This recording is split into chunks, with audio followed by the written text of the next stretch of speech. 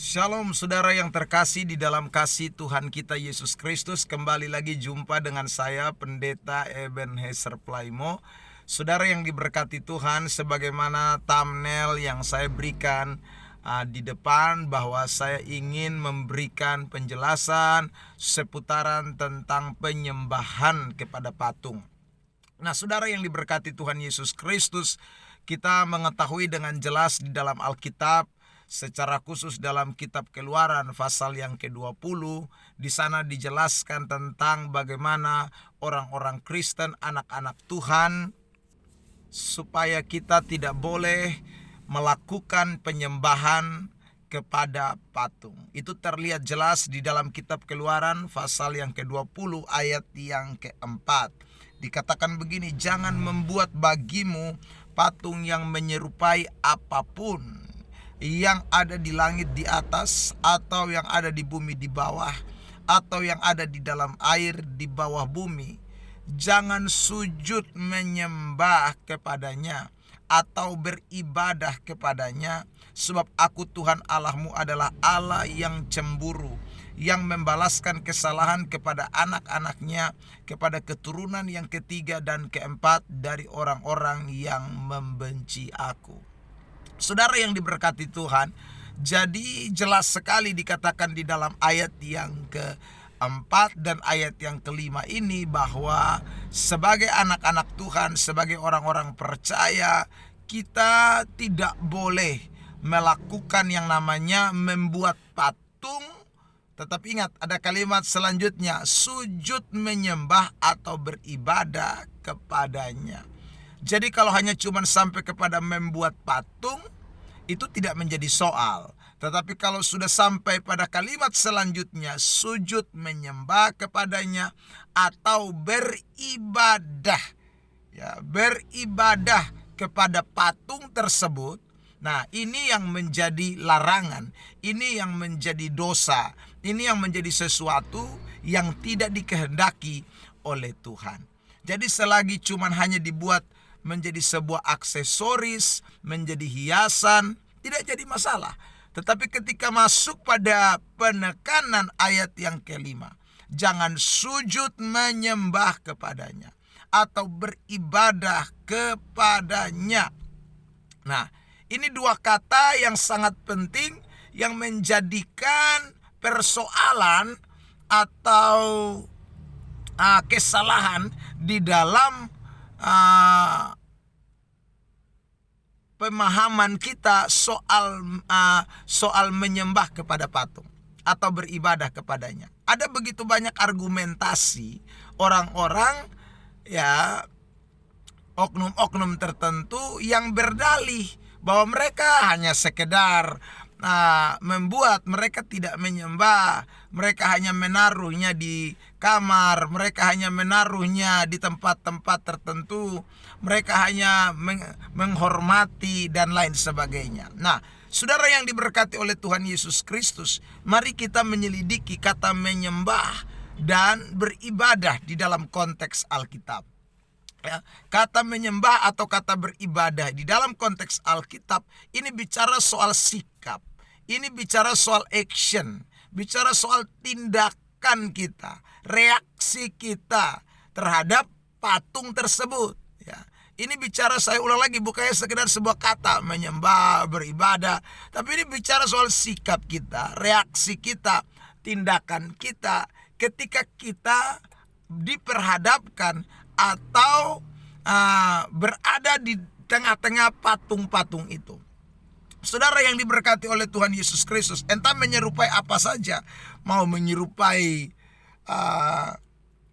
gambar manusia kah, mau menyerupai gambar binatang kah, mau menyerupai gambar-gambar hiasan tumbuh-tumbuhan kah, dan lain sebagainya, itu bukan menjadi persoalan.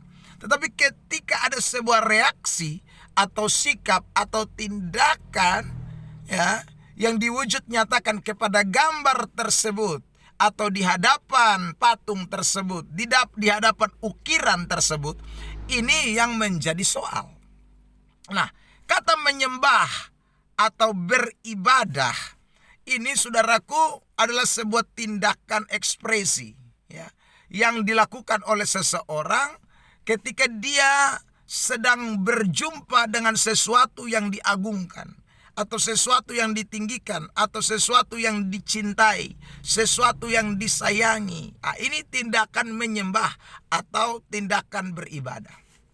Kita semua tahu bahwa di dalam Alkitab bahasa Yunani, saudara yang diberkati Tuhan, baik di dalam Perjanjian Baru bahkan juga dalam Alkitab Septuaginta, ya, bahasa Ibrani yang diterjemahkan ke dalam bahasa Yunani, Alkitab bahasa Septuaginta, kata menyembah yang dipakai secara sangat populer di dalam bahasa Yunani itu adalah kata proskuneo ya. Menyembah itu dipakai kata proskuneo.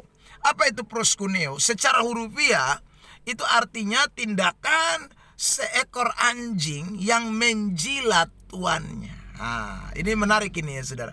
Jadi kalau anjing itu menjilat tuannya, itu adalah sebuah reaksi, sebuah tindakan ekspresi yang natur dari anjing tersebut, karena dia tahu bahwa anjing ini memahami secara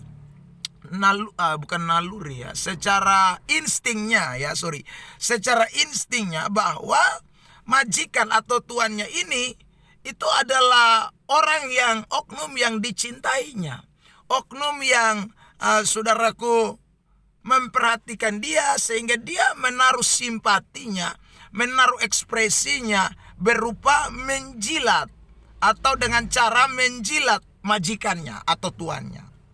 Nah, itu adalah sebuah reaksi proskuneo atau reaksi menyembah, reaksi mewujud nyatakan kecintaan, keagungan seekor anjing tersebut kepada sang majikannya.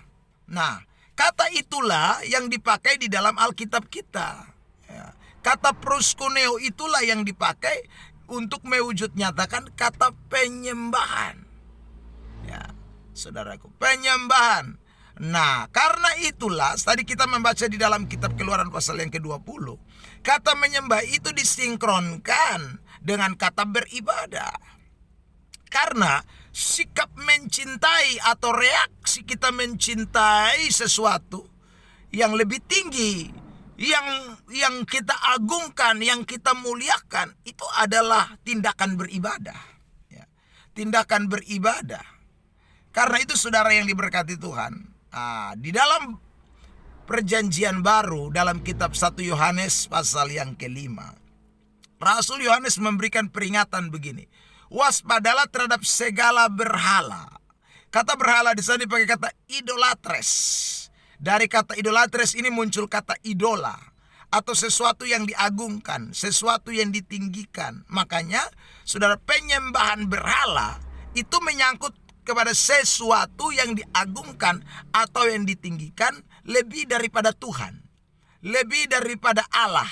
Nah, itu namanya penyembahan berhala. Nah, kalau orang berjumpa atau diperhadapkan dengan patung, ya, gambar atau apa sajalah, meskipun itu nilainya religius, ya saudaraku, nilainya adalah nilai keagamaan, ya. Patung-patung yang boleh kita katakanlah patung-patung rohani, gambar-gambar rohani secara Kristen, ya.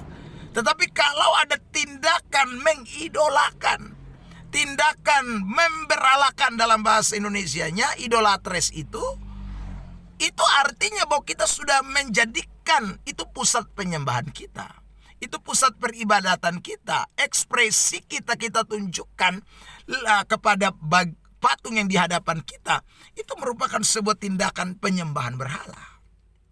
Nah, saudara yang diberkati oleh Tuhan Yesus Kristus, karena itu meskipun orang berdalih bahwa kami tidak menyembah, kami hanya menghormati, menghargai, ya, sehingga kami menaruhnya di tempat-tempat tertentu, ya itu no problem. Tapi kalau kamu menaruhnya lalu ada tindakan-tindakan ekspresi mencintai, ya, mencintai patung tersebut, ya, Saudara yang diberkati Tuhan, itu berarti Anda menjadi orang-orang yang sedang melakukan penyembahan berhala. Ekspresi-ekspresi seperti ini, itu menunjukkan bahwa Anda sedang melakukan penyembahan berhala.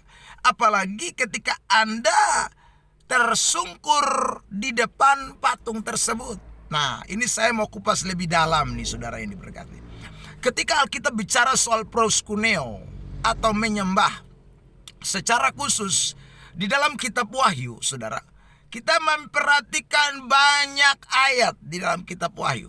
Ya, nanti saudara share sajalah di Alkitab elektronik saudara. Nanti saudara akan temukan itu. Bahwa kata menyembah di dalam kitab Wahyu itu seringkali disandingkan dengan kata tersungkur. Menyembah dan tersungkur. Menyembah dan tersungkur. Nah, tersungkur itu lebih tepatnya berlututlah. Berlutut, menyembah dan tersungkur, menyembah dan berlutut. Itu saudaraku hanya ditujukan kepada satu pribadi. Menyembah, tersungkur itu hanya ditujukan kepada satu pribadi. Dan pribadi itu adalah anak Allah. Pribadi itu adalah Yesus Kristus. Dialah yang layak menyembah, dia yang layak disembah, dialah yang menerima segala hormat kemuliaan. Nah, makanya saudara dalam Alkitab, misalnya dalam kitab Wahyu pasal 5, ya, di situ ada toh. Di situ dikatakan bahwa para tua-tua itu menyembah dan tersungkurlah mereka di hadapan tahta anak domba Allah. Itu jelas, saudara. Jadi kalau ada tindakan tersungkur di depan patung, ya, tindakan tersungkur berlutut di depan gambar-gambar tertentu, ya, itu menjadi sebuah hal yang tidak boleh itu. Itu namanya penyembahan. Nah, itu namanya penyembahan. Makanya dari awal saya sudah katakan, penyembahan itu ekspresi Anda. Ya. Jadi kalau Anda sudah menghormati begini, ya, atau saudara ya begini, ya, lalu kemudian tersungkur berlutut di depan patung tersebut. Nah, itu adalah tindakan, saudara yang diberkati, penyembahan berhala. Itu namanya tindakan yang salah. Jangankan patung, saudara, lihat ya, saya kasih contoh ayat misalnya tuh di dalam kitab Wahyu pasal yang ke berapa ya, saya lupa itu. Wahyu 19 ya, ayat 10 kalau tidak salah. Begini kan bunyi firman Tuhan. Ayat 10 nih, saudara perhatikan dulu nih. Maka tersungkurlah aku di depan kakinya untuk menyembah dia. Tetapi ia berkata kepadaku, janganlah berbuat demikian. Nah, ini Yohanes ini, saudara, dia tersungkur di depan malaikat ya. Malaikat saja tidak boleh tersungkur di depan malaikat itu. Menyembah dia, ya, tersungkur ini menyembah, tindakan menyembah, proskuneo, tindakan menjilat, tindakan mengagungkan, tindakan katanya menghargai, menghormati ya. Oh, ini malaikat. Jangan, malaikat bilang, berbuat demikian. Aku adalah hamba sama dengan engkau dan saudara-saudaramu yang memiliki kesaksian Yesus. Sembahlah Allah, karena kesaksian Yesus adalah roh nubuat. Nah, jadi jelas, malaikat saja mengatakan sembahlah Allah. Jadi kita jangan memberikan alasan, tetapi ekspresi kita tidak sesuai dengan alasan kita. Itu bertentangan, saudara yang diberkati Tuhan, ya. Katanya saya tidak menyembah, tapi kok saya tersungkur. Saya tidak menyembah, tapi kok saya berlutut di hadapan patung. Ya, saudaraku, itu bukan hanya sekedar sebuah kata. Penyembahan itu bukan hanya ucapan. Penyembahan itu bukan hanya berkata, ya Allah, ya Tuhan, ya Bapa di sorga. Itu bukan hanya itu.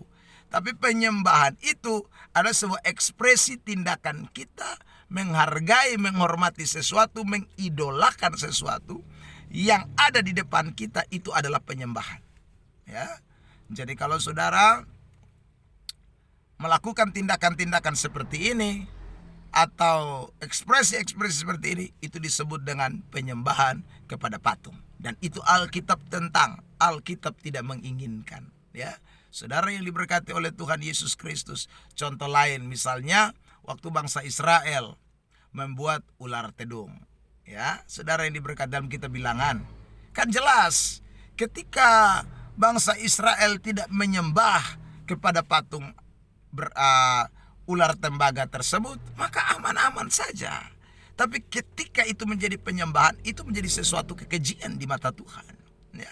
Jadi sekali lagi, ini yang tidak boleh kita lakukan. Jadilah orang-orang Kristen yang jujur terhadap apa yang Alkitab katakan, dan benar-benar mengekspresikan dengan tindakan-tindakan yang sungguh-sungguh, ya. Tidak hanya berkamuflase dari sebuah kalimat atau kata tertentu, tetapi benar-benar dapat mengekspresikan di dalam hidup saudara dan saya. Kiranya pernyataan firman Tuhan singkat ini dapat memberkati kita semua. Sampai ketemu. Shalom, Tuhan memberkati kita. Haleluya.